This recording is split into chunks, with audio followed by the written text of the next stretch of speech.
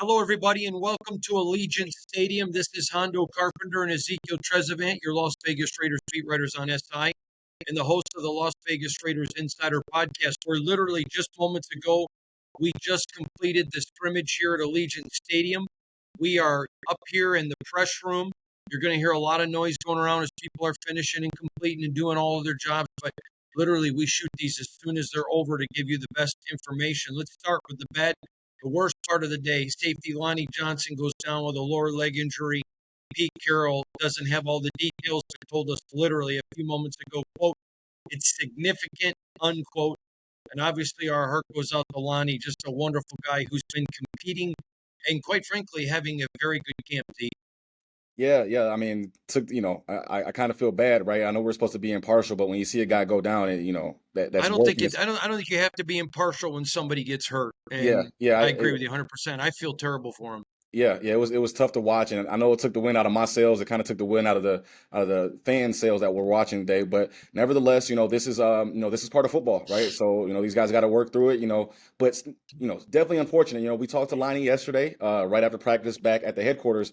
And the question specifically was asked to him, "Hey, what are you looking forward to from the mock game?" And his words were, "I want to stay healthy." And it's a sad turn of events that he kind of foreshadowed where we are right now. So hopefully it's not as bad as it looked. It did look bad, but hopefully it doesn't. It's not that bad, and they can bounce back from it. Three great things today. There was, some great, some good, some bad, and some concerning. We have just addressed the bad. Three great things. Let's start number one. Geno Smith, total command of this offense. Now, for those that weren't here, it was the one offense and the going against the two defense, and the one defense going against the two offense. And again, good, great. Geno Smith, total command. He had 4 drives. All 4 of them were touchdown drives. He looked outstanding. There was a couple incompletes, but both of them were balls in places that could not be intercepted. His ability to grasp and to, quite frankly, master Chip Kelly's very dynamic yet very versatile and extensive offense this early is a major good sign for the Silver and Black. 1,000%. I mean, in terms of where they were the last year, this time, last 2 years, this time, in terms of their quarterback situation, I feel like for the first time heading into the season, for the first time in 3 years, quarterback is not a concern. Now, obviously, you have certain things you have to worry about, right? They're implementing a new offensive scheme, but in terms of the quarterback himself, at the very least, I would expect Gino not to be the reason you lose multiple games this year. He might lose one or two, but I don't think he's going to be a reason you lose games, right? So that was good to see. But in terms of today, whether it's Gino, whether it's everybody, it's been what we have been seeing. Gino's been on the money. The guys that he's been throwing the ball to, they've been catching it for the most part. And like you said, he's not giving you the bad mistake that can ruin a game. So very exciting. They still have some things to work out, right? I think that was shown today too. But at the same time, this is training camp. I still think they're ahead of schedule. We're going to get to those in a minute, but let's talk about Max Crosby, a strip sack, 80-yard touchdown off of Aiden O'Connell. I thought Max, again, we say this, everyone, I think the guy's a cyborg. If you were to cut him open, I think that there's mechanical in there. I nicknamed him the other day Darth Crosby. But again, he just, every field he steps on, he's the best player, and it's clearly evident. Yeah, I mean, and you come to expect it from Max, right? There's really not enough words or enough compliments you can give to Max because he brings it every play, literally every play. Right. And I admire that. It's not just words, right? I've been watching this. I've been watching practices and games very up close for the last couple of seasons. The man brings it every single play, no exaggeration. And I mean, you think about his size, to be able to have that motor at that size is truly admirable. So again, man, not enough words for Max and Hondo. As a defensive end, I love a great defensive end. So I'm sorry, I had to do it. I had to do it. So, especially when fans see you and I standing next to each other, and they look at me and they're like, no, you could block him. Yeah, whenever I'm with the defensive line, I'm standing next to Tyree and Max, and I just laugh at myself like, what were you thinking, man? Stop it. All right, and then lastly, the third great thing is, can we not? I mean, you can't have a practice not talk about Brock Bowers. 2 quick touchdowns, and then they just basically just kind of shut him down. They didn't want to make it into the Brock Bowers show, and they were so vanilla. And I mean, one of them, he just puts the jets on a guy and just flew by a defensive back. The other, he ran an incredible route. Again, every day it seems that we're saying this about the same group of players. Brock Bowers, he is, Max Crosby's the best player in the field, period. But Brock Bowers is to this offense what Max Crosby is to this defense. 1,000%. And I mean, he was out there making tough catches as well, right? He's making the tough ones, the easy ones, touchdowns, non-touchdowns. He was doing it all out there. I mean, Brock Bowers is Brock Bowers, and you kind of hope to see that he can take what he did last year and build upon it, even after obviously defenses are going to be very focused on him this season. But it doesn't look like he's going to be slowing down all that much now.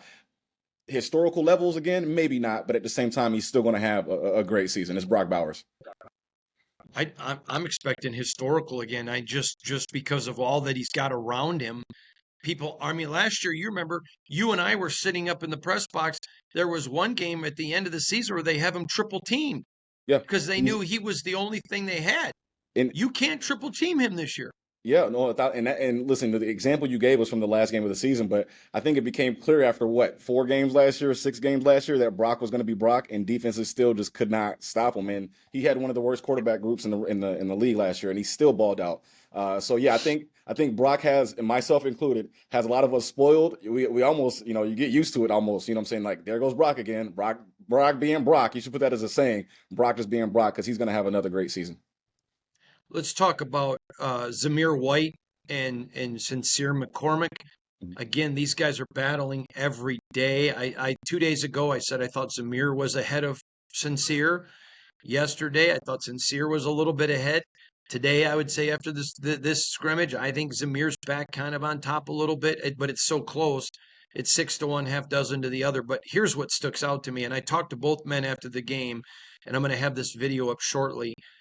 They're competing with each other, but cheering on the other when the other's on the field. And I talked to them about it. I talked to Jordan Meredith about it. I talked to Jalen about it. Says a lot about the culture Pete Carroll's building when this is as competitive as it is, and these guys are cheering for the people they're competing with. It's pretty admirable, and quite frankly, I've been doing this for decades. It's not normal. Yeah, no, those guys, and I'm speaking specifically about Zamir and Sincere right now. Those guys are pushing each other in a good way. And like you said, it's a little bit of this, a little bit of that. They both do what they do very well, and it's a little bit different than what the other one does, right? So that's been fun to watch that competition between those two. Zamir looks healthy. I remember talking to him last season before he got shut down. He was like, "Man, I don't feel it. I'm not healthy."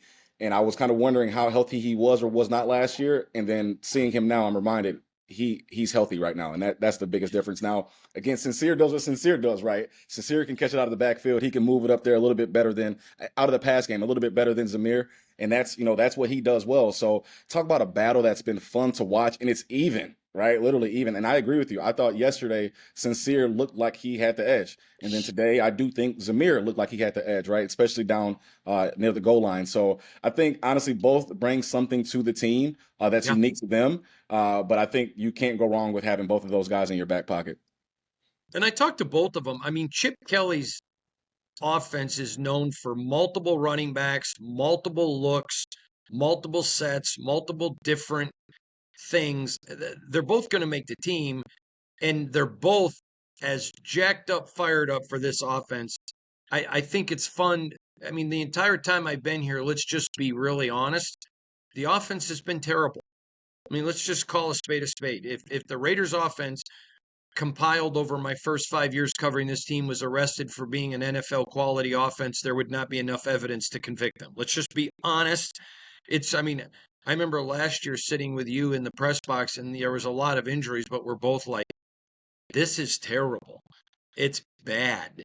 And now to see the fire, the excitement, the enthusiasm around the silver and black offense is quite frankly, it's refreshing.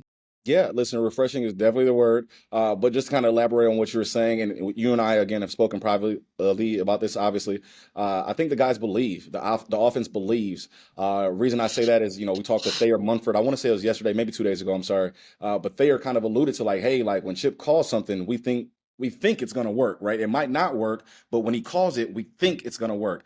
I don't Right. think that was the case last year. I think sometimes last year, especially before Getsy left, I think there were sometimes he would call something and the guys before they even took the field to run the play or before they even ran the play, they didn't think it was going to work. And you get Well, these big professional athletes. If they don't think up here that it's going to work, it's not going to work on the field. I think Chip does well, a great.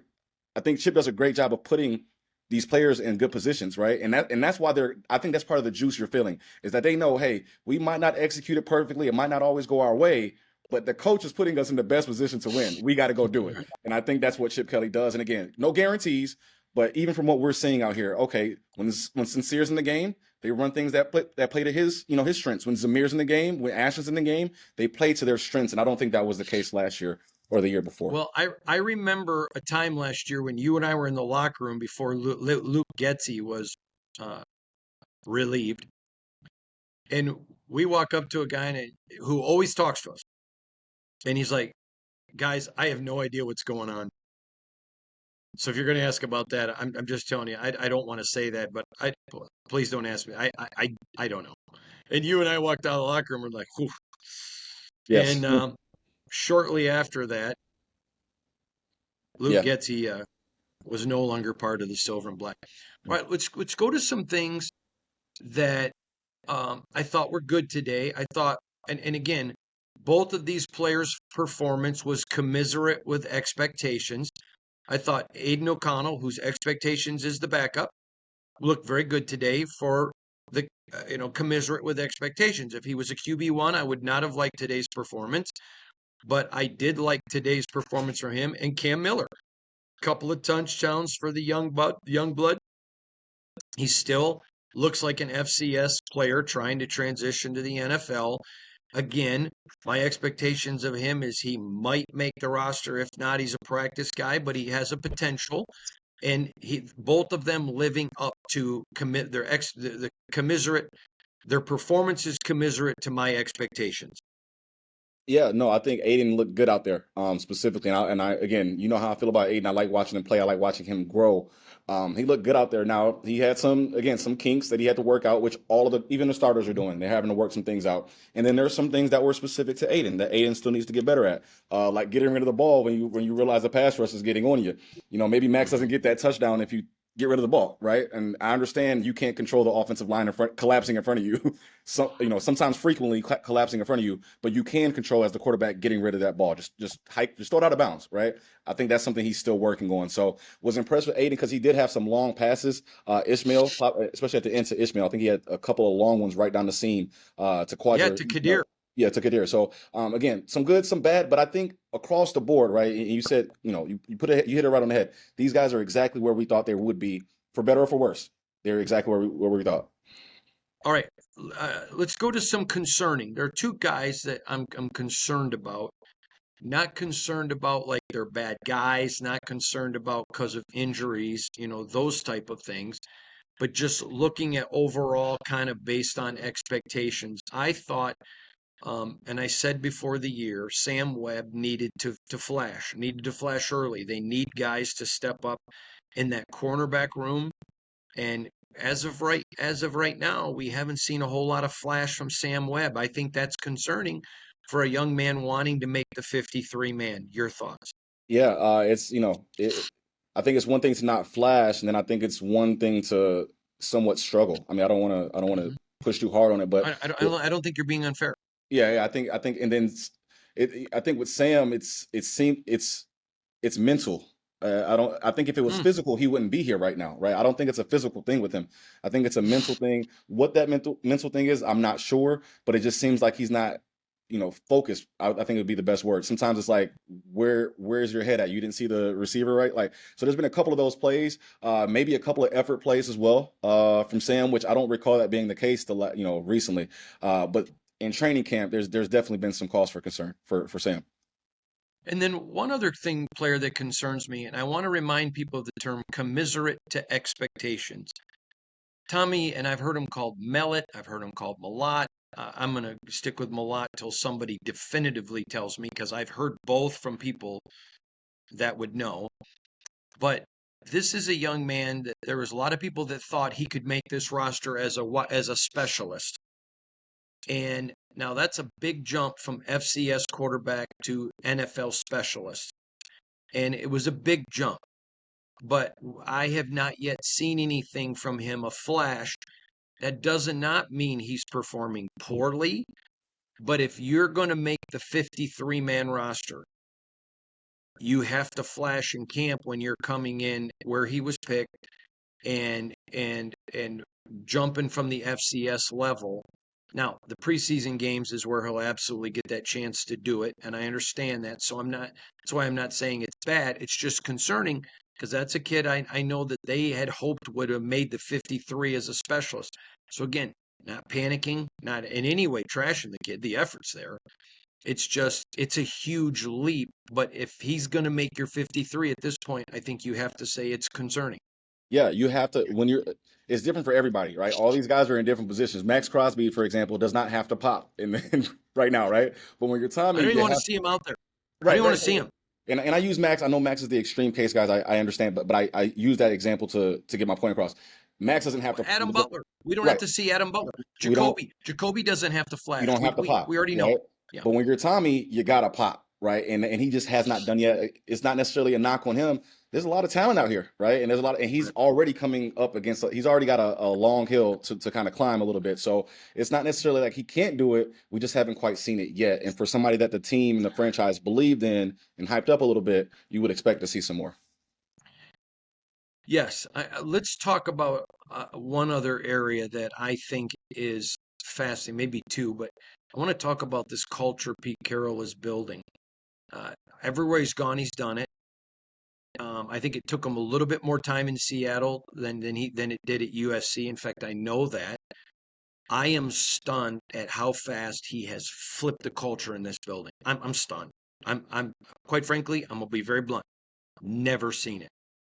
Yeah, no, like where he has these guys, and as cliche as it's been, that word competition is true, right? Because a lot of these guys are battling for their livelihoods, for their jobs, right? And again, when you have a new coaching staff, a lot of those allegiances are not there that were there previously. So I think that has a lot to do with it too. And then you add it to the fact that it's Pete Carroll, right? You know that he knows what he's doing. He has the benefit of the doubt. So these guys know they know they have to bring it, right? And I think that plays into their mental. I think that plays into just the vibe, right? Everything you do when you're these guys for a new coaching staff is noticed. You want to go last in every drill, they're going to notice it. You're slacking off, they're going to notice it. So it makes everybody bring their best. Everybody competes. Everybody gets better. And I think that's another thing too, Hondo. I think because these guys see that, hey, the more we compete, the better we as a team are getting.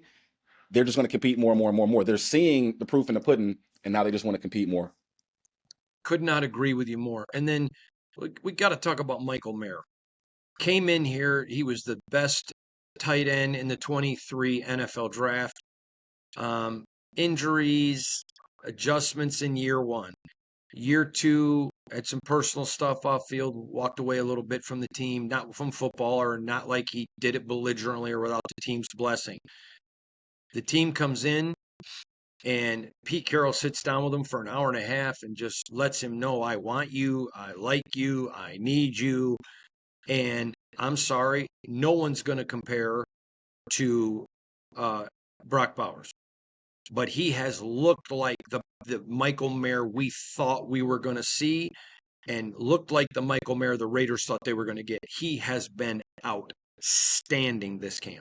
I don't care how much money you have, what professional league you're in, what you do for a profession. We all want to know that we are wanted.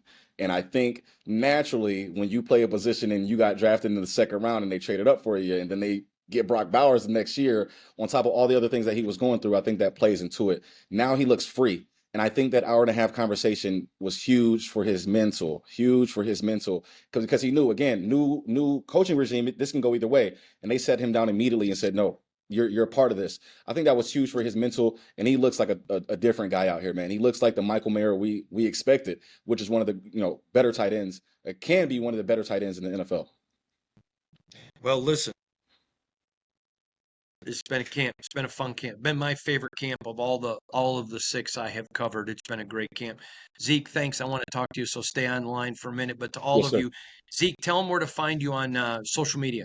Yes, sir. EZ_Trez. So that's T as in Tom, REZ. Excuse me. I'm sorry, guys. Easy Trez _SI. Sorry, I get my underscore messed up. Easy Trez _SI. You can find me at Threads and IG at Hondo SR, on X, formerly known as Twitter, at Hondo Carpenter. And as always, SI.com/NFL/Raiders for your very best Raider coverage, 100% free. Tons of video analysis, articles keeping you up to date. Anything Raiders, we've got it for you at SI.com/NFL/Raiders.